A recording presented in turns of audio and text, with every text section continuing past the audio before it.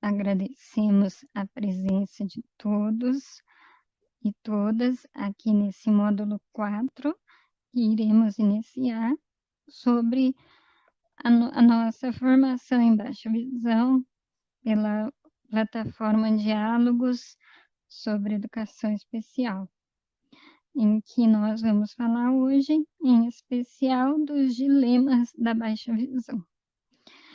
Primeiramente, eu vou fazer a minha descrição, minha autodescrição. Eu sou uma mulher com cabelos castanhos claros, curtos, na altura do ombro. Eles são quase grisalhos também. Meus olhos são castanhos claros, pele clara. Eu estou usando um vestido com flores pretas e brancas. E estou sentada em um escritório no qual ao fundo tem uma estante com livros e jogos. Tem a lupa eletrônica aqui também ao meu lado, tem o scanner e os recursos ópticos e não ópticos que eu uso, já que eu sou uma pessoa com baixa visão. Eu nasci com baixa visão e, ao longo da minha vida, eu fui aprendendo a usar os recursos e as informações que foram surgindo diante das pesquisas e tecnologias.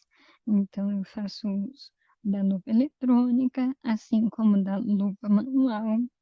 Eu faço uso dos recursos softwares também, são ótimos recursos que facilitam muito a leitura no celular e do computador, além de leitura de textos, informações de modo geral.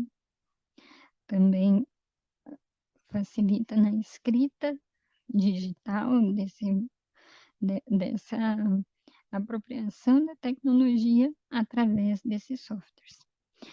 E o que envolve a baixa visão é permeado de muitos dilemas, desde o nome. Baixa visão ou visão subnormal? Antigamente, quando conseguiram perceber que existiam alunos que não eram cegos e que tinham resíduo visual, após muito estudo e pesquisa, foi então classificado como pessoas com visão subnormal. Hoje ainda é usado o termo, mas principalmente em documentos e área oftalmológica, porque ele vem sendo trocado pelo termo baixa visão, para não ser tão preconceituoso, né? Subnormal. E um dos aspectos principais que nós gostaríamos de ressaltar, que a criança, quando entra na escola com baixa visão, como nós falamos nos módulos anteriores, muitas vezes os pais não sabem e os professores, através de várias observações, conseguem perceber alguns sinais que podem indicar a baixa visão. Porque é fundamental a identificação desse aluno. Antigamente, as pessoas com baixa visão eram escolarizadas em braille. Só que percebeu-se que elas liam o braille com o olho e não com a visão. Então, a partir daí, foram se desenvolvendo recursos e tecnologias para facilitar o aprendizado da leitura e escrita desses alunos, e não somente através do braille. Mas, pouco que seja esse resíduo visual, ele é fundamental para essa criança se identificar no meio, assim como identificar o próprio ambiente, observar se tem alguém ou não, a sombra de alguns objetos, identificar algumas coisas que estão no meio e que a criança com deficiência total não conseguiria. Então, é fundamental aproveitar cada resíduo visual que essa criança tiver. Alguns são orientados pelos médicos oftalmológicos o treino desse resíduo, outros é somente o uso no dia a dia com as práticas mais facilitadoras para que esse aluno tenha acesso às mesmas informações dos demais. E hoje nós iremos trazer um pouquinho de algumas patologias que afetam a visão, sejam elas que a pessoa nasceu ou adquiriu ao longo da sua vida. Por isso que agora, dando continuidade à nossa formação, eu passo a palavra à Kátia e me coloco à disposição para maiores esclarecimentos, dúvidas e também materiais que iremos disponibilizar caso vocês ainda tenham dúvidas. Muito obrigada. Obrigada, né, Karina? E que nós estamos aqui novamente para fazer, né, as nossas colocações sobre esse tema amplo que é a baixa visão, e hoje com a nosso quarto encontro, né, Karina? Nosso quarto Isso. encontro para falarmos dos dilemas, né, e de algumas patologias, como você bem disse. Meu nome é Kátia, eu sou uma mulher com olhos e cabelos castanhos, cabelos abaixo um pouco do ombro, né? Estou utilizando uma blusa cor-de-rosa, estou num quarto, né? No meu quarto, e na visão, uma parede atrás com branca, a cor clara, só a parede mesmo. Então, nós vamos dar continuidade ao nosso curso, mini curso, e nós vamos começar a falar, né, sobre os dilemas da baixa visão, nosso módulo 4. Nós vimos, né, muitas características da baixa visão durante os nossos módulos, né?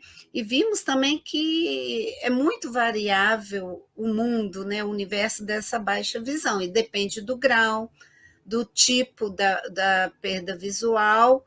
Então, nós temos aí essas características, né? A baixa visão, ela fica intermediária entre o normal e a cegueira, né? Então, nós temos ali nesse meio intermediário mesmo. E, como a Karina disse também, né, são causas congênitas e ou adquiridas. Podemos passar. Muitas barreiras, né, que as pessoas com baixa visão enfrentam são os locais de pouca iluminação ou muita iluminação. Então, se eu tenho pouca iluminação, eu não a minha visualização, a visualização de que tem baixa visão é dificultada.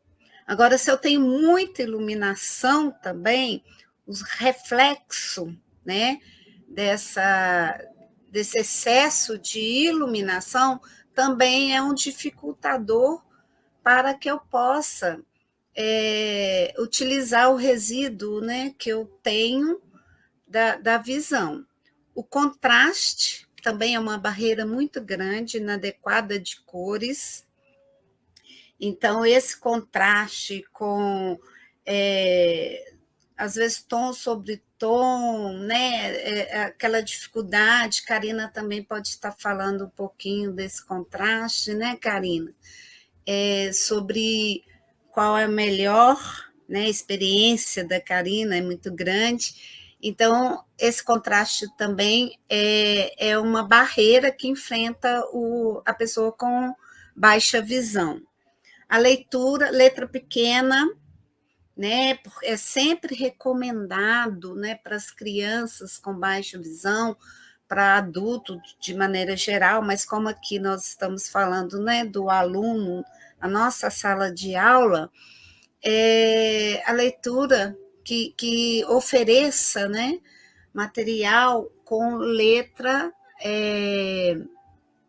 de uma fonte, né, maior, 16 a 20, depende, igual foi falado, né?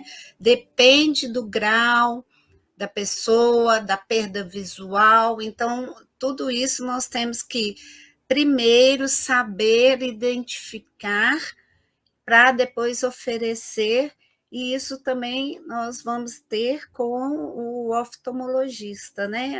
A avaliação dele nos traz essa clareza daquilo que nós vamos, da fonte que nós vamos utilizar. Conteúdo que perdem sua funcionalidade quando ampliados. Então, nós temos aí alguns conteúdos, você coloca, né? Aí você, vou ampliar porque a pessoa tem baixa visão. Mas desfoca, né? Quando eu amplio demais, desfoca. Então, temos que ter uma compreensão melhor sobre essa ampliação para a pessoa com baixa visão. Podemos continuar. Outra coisa também que depende do grau da baixa visão, né?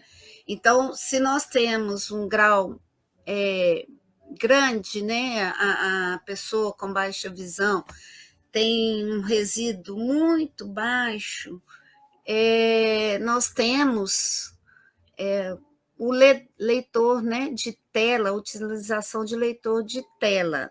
Então, se eu ampliei, ficou desfocado, a pessoa ainda não está conseguindo, não está confortável para ela a leitura, então nós temos, né, vários equipamentos aí para que possa auxiliar, alguns deles, né, nós já trabalhamos também em outras lives, e temos, então, verificar, né, quais são as dependências de cada pessoa. Desse modo, as barreiras serão as mesmas enfrentadas por uma pessoa cega. Né? Então, a utilização dos equipamentos para pessoa cega, né? Nós temos aí o leitor também de tela, então eu posso utilizar para pessoa cega, ou então aquela que tem o grau, né, da baixa visão, dependendo do grau dele, eu posso fazer a utilização desse material, desses equipamentos também. E a fonte de letra com serifa ou decorada, é uma barreira também, muito enfrentada pela pessoa com baixa visão. Pode seguir que nós vamos ter um exemplo aí dessa letra. Nós temos aí, tá vendo? A primeira, do lado esquerdo, nós temos uma fonte sem serifa. O que é a serifa? Serifas são aqueles. Vou colocar meu óculos, gente, que eu faço uso do óculos também para perto. Então, a fonte sem serifa, aquela fonte, aquela letra limpa, né? Sem bordadinhos, sem beiradinhas. Então, aqui nós estamos exemplificando, né, com as 3 primeiras letras do alfabeto, no maiúsculo e no minúsculo. Então, nós estamos mostrando a fonte sem serifa, né?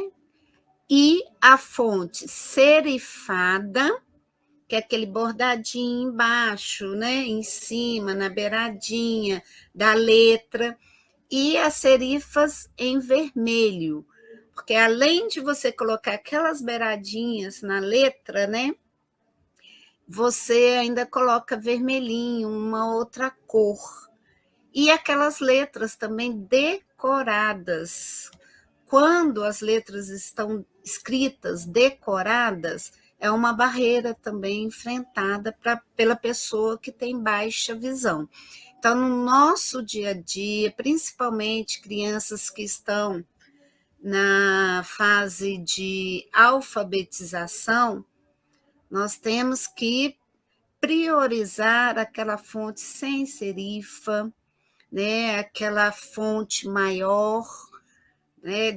Em negrito, né, Karina? Para que possa ser bem visual mesmo. Karina, pode. Sim. E em relação às letras, observar com o aluno qual que é mais confortável, qual fonte é mais confortável, né? Geralmente a gente usa Arial, né? Mas qual é mais confortável para ele, né? Para que ele tenha um bom desenvolvimento nas suas atividades, né, impressas. E como nós já havíamos comentado anteriormente, seria interessante imprimir só a frente, para não fazer sombra no caso de impressão frente e verso. E para que esse aluno tenha o texto separadamente das questões, para que ele vá consultando o texto de acordo com as questões que ele possa ir respondendo. E eu queria fazer só uma observação do que a Kátia falou no slide anterior em relação aos recursos disponíveis.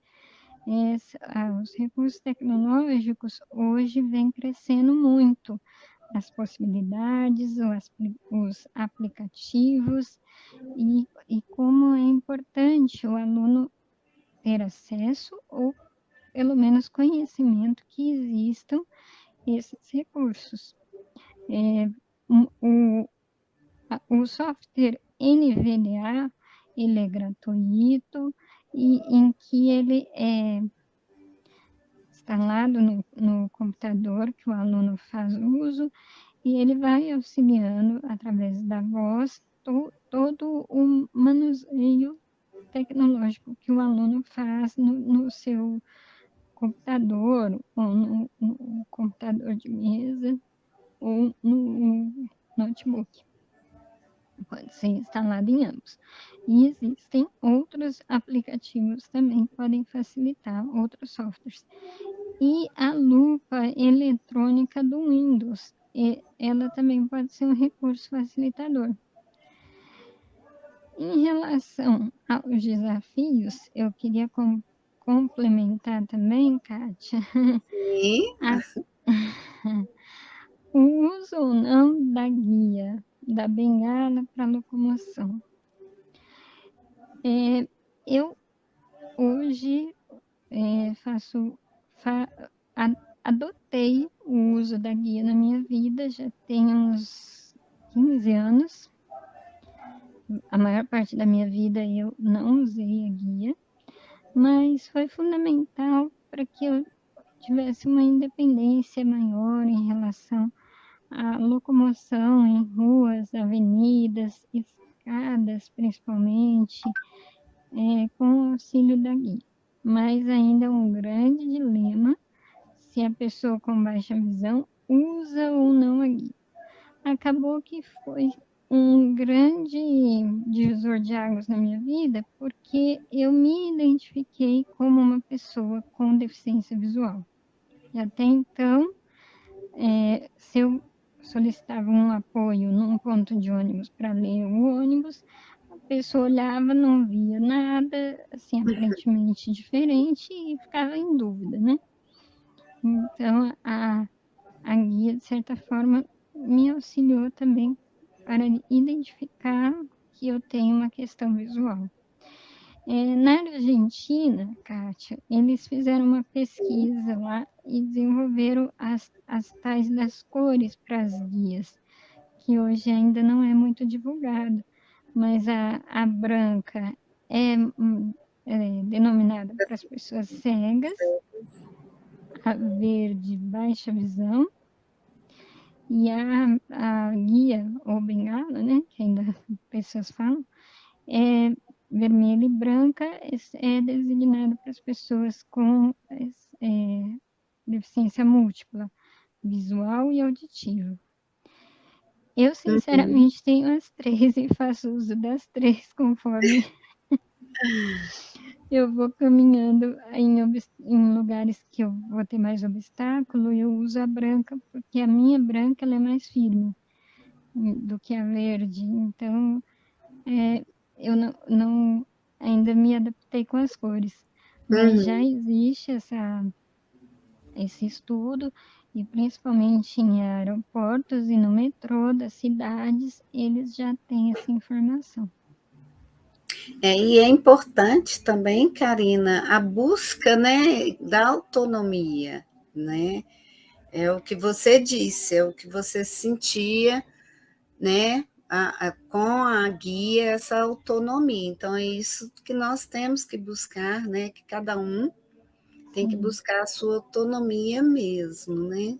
É muito Pode importante. ser, exatamente, Kátia. E pode ser que a criança muito pequena ela ainda não tenha noção o tão importante que será na vida dela o uso da guia. Então, é gradativo, conforme Sim, ela for se desenvolvendo, ela vai observando que pode auxiliar ou não, né, esse apoio com a guia. conforme a necessidade, né? Eu vejo assim, que a necessidade, uma hora vai chegar um momento que tem essa necessidade, vai sentir a necessidade, como você sentiu, né? Isso. E acaba, sim, adaptando, adequando a esses instrumentos, esses que facilitadores, né? Isso. Uhum. Então, isso mesmo. Podemos continuar com a próxima. Sim. Agora nós vamos falar um pouquinho, né, Karina, das patologias que provocam, né, a deficiência visual, a baixa visão.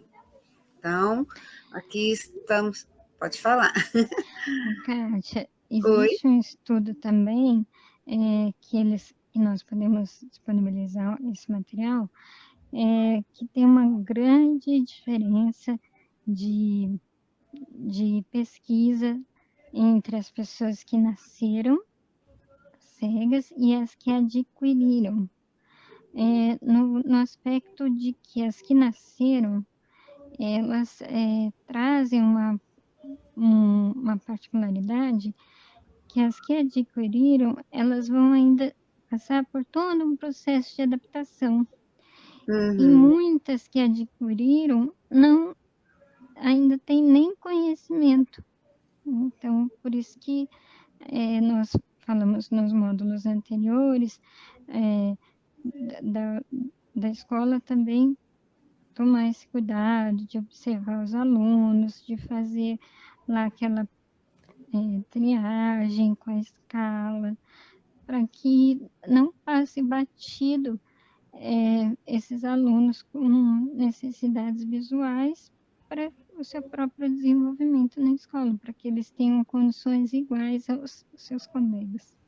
Sim, porque às vezes acho que é apenas dificuldade de aprendizagem, né, Karina? E às vezes não pode ser porque não está enxergando bem, né? Essa dificuldade na visão que está dificultando também o aprendizado. Isso. Então vamos, né? A primeira patologia, que é o albinismo. Só um momento, volta aqui. Isso. Que é o albinismo, né? É a diminuição ou ausência de pigmentação na íris e na pessoa que é albina como um todo, né? A diminuição aí ou ausência total da pigmentação da pele, né? Do cabelo, dos cílios, né, Karina? Então, o albinismo também traz essa diminuição dessa pigmentação na íris e que provoca também, né, essa baixa visão. Algum comentário nesse sentido? A hora que for comentar, você fala, né? Então tá certo. Podemos seguir. A catarata, né? A diminuição da transparência do cristalino. Lente transparente, biconvexa, responsável pelo foco e a nitidez da imagem. Então, nós temos aí uma imagem de uma árvore, né?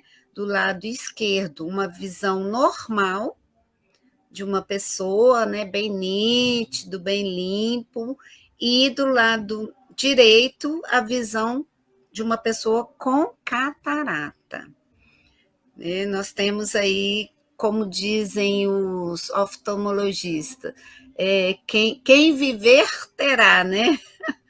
Mas nós temos que cuidar para que não seja uma doença, né, que traga até a perda de visão, né? Se a pessoa não tem. Agora nós temos cirurgia, né?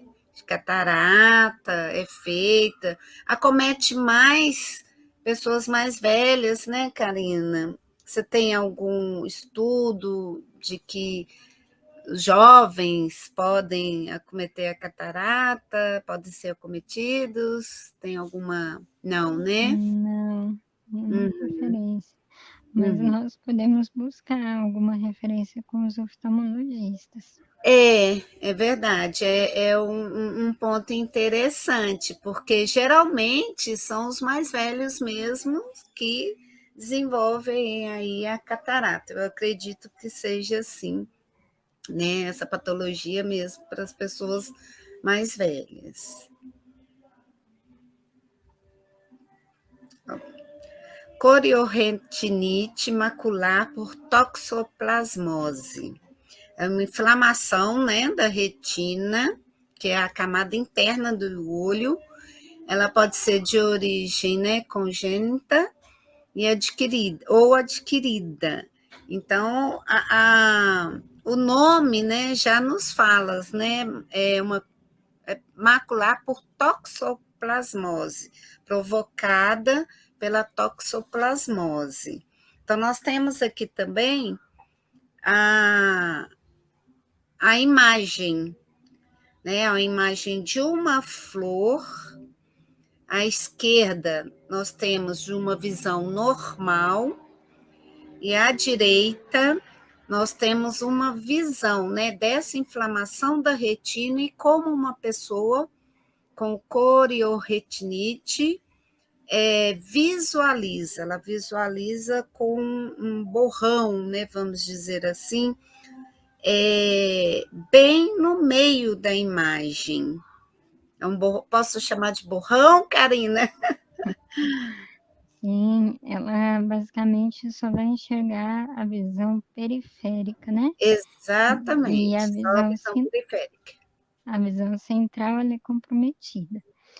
E, inclusive, crianças que adquiriram a toxoplasmose na gestação junto com a mãe podem nascer com a cegueira, né? Com a ou cegueira ou a baixa visão, como nós colocamos, porque aí vai depender do grau de comprometimento também.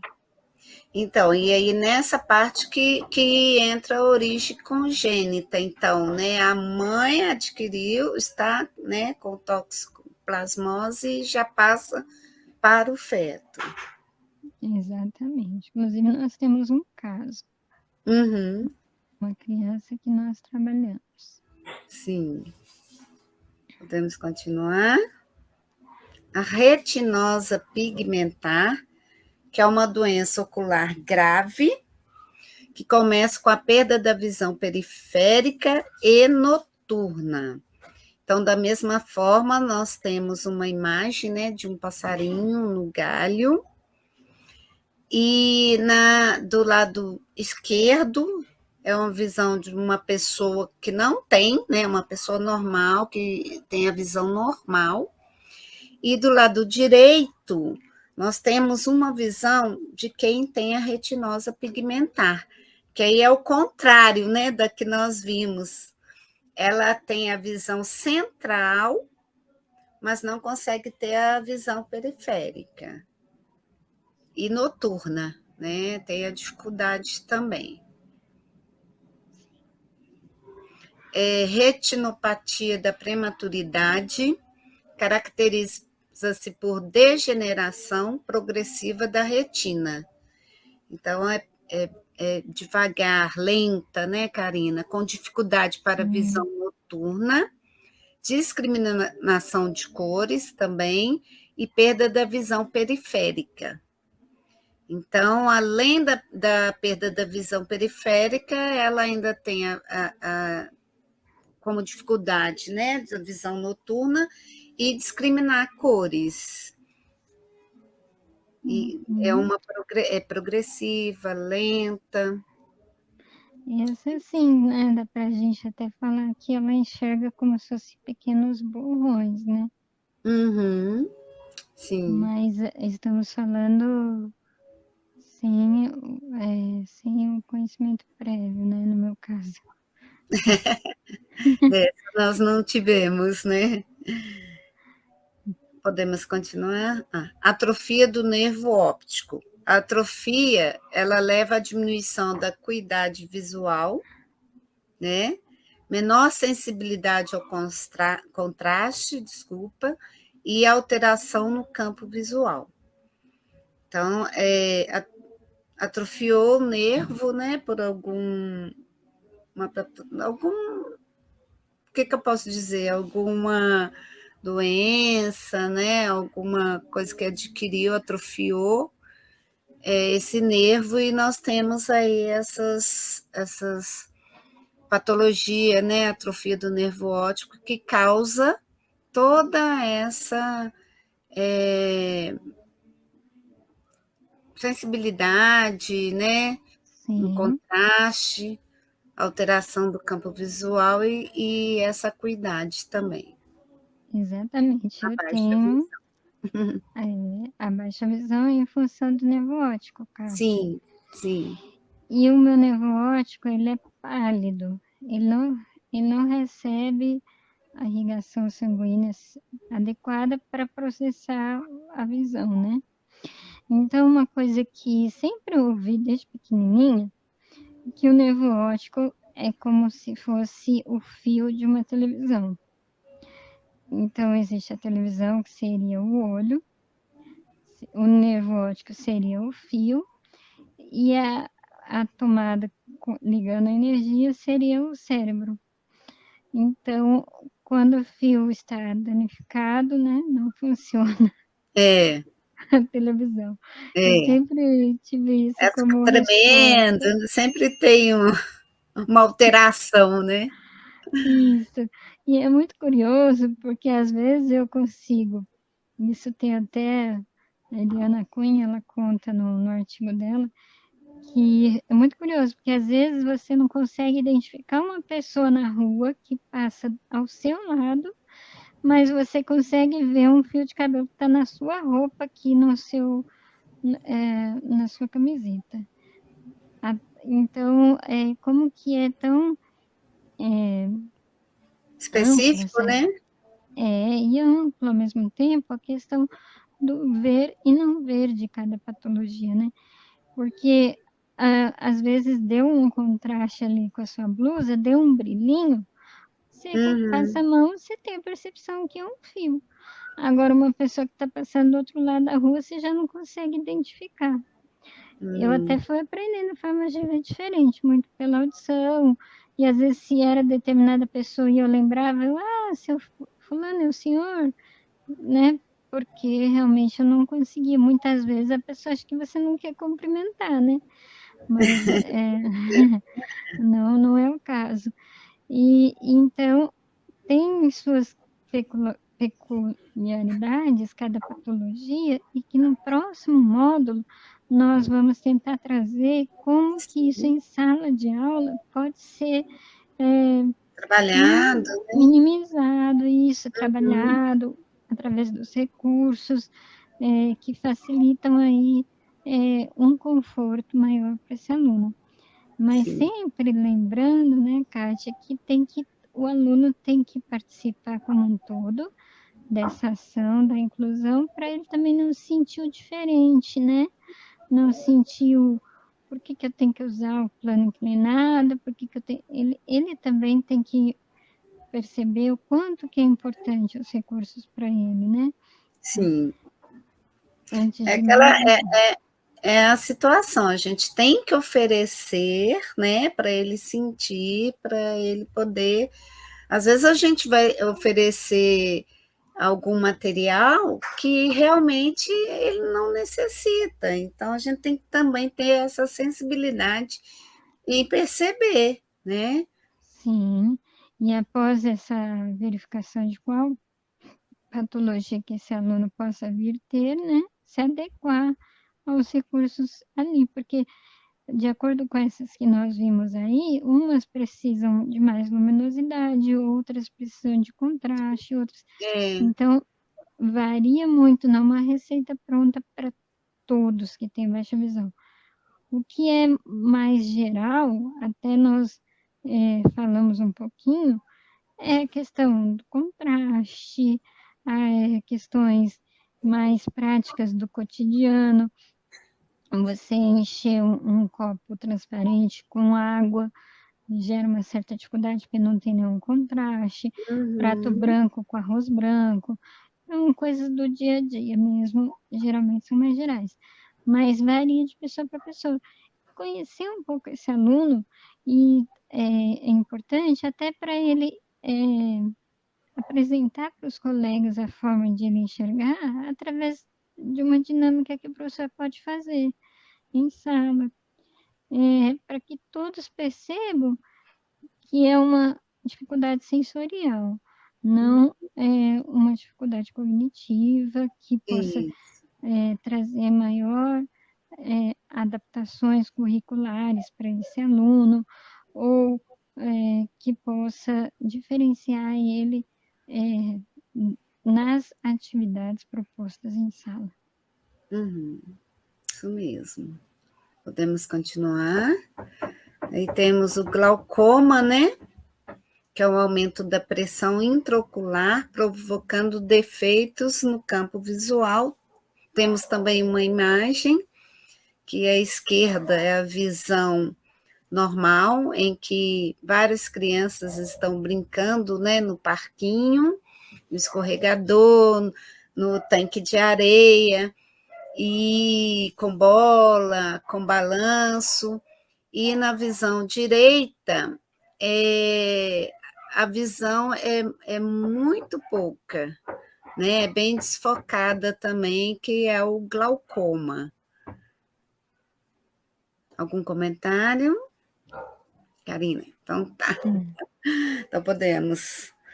Deficiência visual cortical, DVC. Consiste na redução da acuidade visual devido a um problema neurológico que afeta a parte visual do cérebro. Então, nós temos aqui um cérebro, né? A imagem de um cérebro e o cérebro dividido, a parte frontal, né? A parental, a temporal e a occipital. Ai, desculpa, a pronúncia. Occipital, Occipital, desculpa. que é Que onde é a parte justamente. de trás, né, do cérebro, e que é ela que é responsável aí pela visão, né, Karina? Isso. Então, ele é afetado, essa deficiência é afetada por um problema neurológico nessa parte do cérebro. E assim como. Licença, Kátia. Sim, fique A à nossa vontade. visão, ela é, vamos dizer assim, organizada pela região occipital. Então, qualquer lesão nessa área vai interferir na visão. Então, independente só dessa patologia, mas qualquer interferência nessa região, um acidente, um, um, um um tiro de arma de fogo nessa região vai interferir diretamente no processo visual, porque é Sim. onde o cérebro organiza a nossa visão. Uhum. Podemos. E temos aqui a retinoblastoma, que é o lobo também é occipital. É um câncer ocular que começa na parte de trás do olho, que afeta as células da retina, principalmente em criança. Aqui nós temos a imagem, né, de um olho saudável e um olho com retinoblastoma, que é esse tumor, né, que aparece na parte de trás da retina e que atualmente, né, Karina, é a doença muito falado hoje, né, da filha do, como que é? Tiago Tiago. Life, do Tiago Life, né? Ele tem divulgado bastante, né, a doença da filha para que possam, né, os pais, né, observarem, né, um brilho diferente, alguma coisa nesse sentido, né, do olho, para que alguma coisa diferente, né, Karina, no olhar, observar o olhar da criança, porque acomete principalmente crianças, para que possas ter a intervenção precoce, né? E porque a intervenção precoce, toda intervenção precoce, aliás, ela traz mais, né, oportunidades de cura, de estender, né, o problema, né, É, de de não tratamento, melhor desenvolver tratamento. isso, de não, desculpa, Kátia, de Não, não, de não desenvolver o problema por uma um situação, grau, né, maior. um grau maior, isso. E os exames hoje, usados pelos oftalmológicos, eles estão muito mais precisos do que antigamente. Eu lembro que meu primeiro exame de campimetria visual, que é um exame muito utilizado para perceber, né, o grau de acuidade, campo visual, era desenhado. Então, o técnico ele ia fazendo o desenho conforme ele ia percebendo o estímulo realizado no exame. E hoje já é tecnológico. É, claro que existe o técnico lá que vai fazendo a pontuação, mas hoje a tecnologia ela está muito mais aberta para Preciso, né, precisa isso para descobertas, né? Tanto que foi precoce da filha do Tiago, né? da menina, Isso. Então, a tecnologia vem ajudando bastante também. E essa rede que a gente sempre fala, né? Informar desde de todo o grupo escolar, comunidade, inclusive a área de saúde também tem que fazer parte dessa equipe, para que haja uma comunicação entre oftalmo e professor, né, Kátia? Mesmo que seja por via dos pais, né? sim, é muito importante essa rede, com certeza. E o próximo, vamos seguir. Então, nós aqui, né, finalizamos a parte nossa aqui do slide, Karina e eu.